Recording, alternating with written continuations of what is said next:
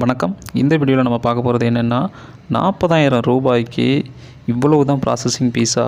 So இதை பற்றி தான் இந்த வீடியோவில் டீட்டெயிலாக பார்க்கலாம். 40,000 ரூபா, அதுக்கப்புறம் பார்த்திங்கன்னா 13,000 ரூபா, இந்த 2 லோன் அமௌண்ட்டுக்கும் எவ்வளோ ப்ராசஸிங் ஃபீஸ் எடுக்கிறாங்க, அதே மாதிரி எவ்வளோ அமௌண்ட்டு நமக்கு பேங்க் அக்கௌண்ட்டில் கிரெடிட் ஆகுது, கிரெடிட் பே லோன் ஆப்பில். இதை பற்றி இந்த வீடியோவில் முழுமையாக பார்க்கலாம். ஸோ வீடியோ ஸ்கிப் பண்ணாதீங்க, ஸ்கிப் பண்ணாமல் பாருங்கள். அப்போ தான் உங்களுக்கு புரியும் எப்படி அப்ளை பண்ணுறது. அதாவது நீங்களும் கிரெடிட் பே லோன் ஆப்பில் லோன் அப்ளை பண்ண போகிறீங்களா, இந்த ஸ்டெப்ஸை ஃபாலோ பண்ணுங்கள். ப்ராசஸிங் ஃபீஸு ரொம்பவே கம்மியான இதில் நீங்கள் அப்ளை பண்ண முடியும். ஃபஸ்ட்டு 40,000 ரூபாய்க்கு இதில் ப்ராசஸிங் ஃபீஸ்ன்னு பார்த்தீங்கன்னா 39,815 ரூபா நமக்கு கிரெடிட் ஆகுது. ப்ராசஸிங் ஃபீஸ்ன்னு பார்த்தீங்கன்னா 185 ரூபா தான். 40,000 ரூபாய்க்கு ஆச்சரியமாக இருக்குல்ல, 185 ரூபாய் தான் ப்ராசஸிங் ஃபீஸு.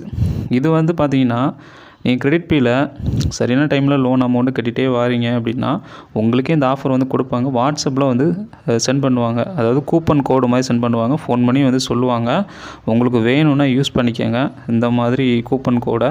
ஸோ ஒரு அர்ஜென்ட்டு தேவை அப்படின்னா இந்த மாதிரி லோன் ஆப்பை வந்து யூஸ் பண்ணுறது தப்பே இல்லை எனக்கு தெரிஞ்சு. ஏன்னா எதுலேயுமே வந்து இந்த மாதிரி கம்மி பண்ணவே மாட்டாங்க.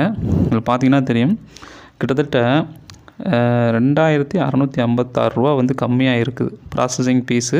டோட்டலாக பார்த்தீங்கன்னா 40,000 ரூபாய்க்கு 39,815 ரூபா வந்து பேங்க் அக்கௌண்ட்டில் வந்து கிரெடிட் ஆகும்.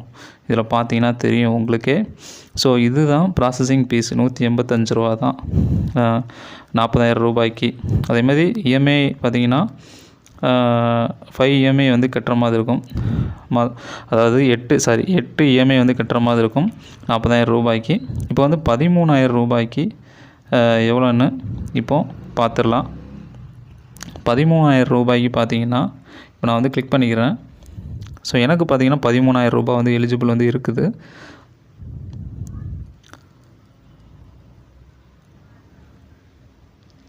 இதில் பார்த்தீங்கன்னா நமக்கு லோன் கட்டுறதுக்கு கால அளவுகள் பார்த்தீங்கன்னா 5 மந்த்ஸ் வந்து டைம் வந்து கொடுக்குறாங்க.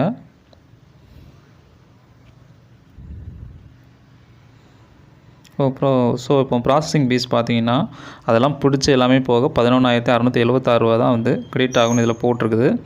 இதில் பார்த்திங்கன்னா அந்த இன்சூரன்ஸ் வந்து நான் டிக் எடுத்து விட்டுறேன். அதேமாதிரி பார்த்திங்கன்னா அந்த கிரெடிட் ரிப்போர்ட்டுங்கிறத வந்து இதையுமே வந்து கிளிக் பண்ணி விட்டுறேன். அதாவது டிக் எடுத்து விட்ருங்க.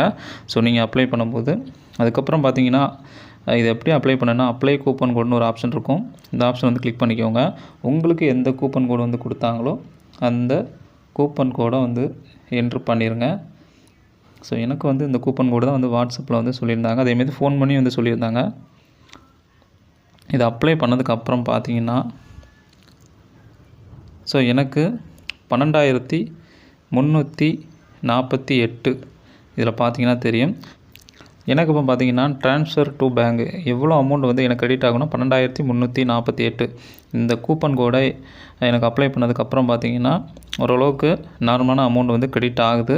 இன்னும் கொஞ்ச நாள் நீங்கள் வந்து வெயிட் பண்ணணும். ஸோ வெயிட் பண்ணால் அவங்களே வந்து நமக்கு வந்து பார்கெயின் பண்ணுவாங்க, எடுக்கணும் அப்படின்ட்டு, லோன் எடுங்க அப்படின்ட்டு, ஸோ இந்த கோடை யூஸ் பண்ணுங்கள் அப்படின்ட்டு உங்களுக்கு 100% வந்து ப்ராசஸிங் ஃபீஸ் கம்மி பண்ணி தருவோன்ட்டு. இதை விட வந்து கம்மியாகும். ஸோ வெயிட் பண்ணி நீங்கள் உங்களுடைய லோன் அமௌண்ட்டை வந்து அப்ளை பண்ணிக்க முடியும். அடுத்ததாக பார்த்தீங்கன்னா வியூ ரீபேமெண்ட் ஸ்கெடியூல். ரீபேமெண்ட் பார்த்தீங்கன்னா 5 மாதம் வந்து கொடுத்துருக்காங்க.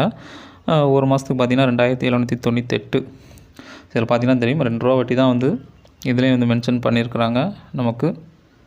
ஸோ இவ்வளோ தான். இப்படி தான் வந்து இந்த ப்ரோமோ கோடை யூஸ் பண்ணி உங்களுடைய ப்ராசஸிங் ஃபீஸை வந்து கம்மி பண்ணுறது. ஸோ இந்த வீடியோ வந்து யூஸ்ஃபுல்லாக இருந்துச்சுன்னா லைக், ஷேர், கமெண்ட் பண்ணுங்கள். வீடியோ பற்றிய கருத்துக்களை கமெண்ட் பாக்ஸில் வந்து தெரிவிங்க. நன்றி.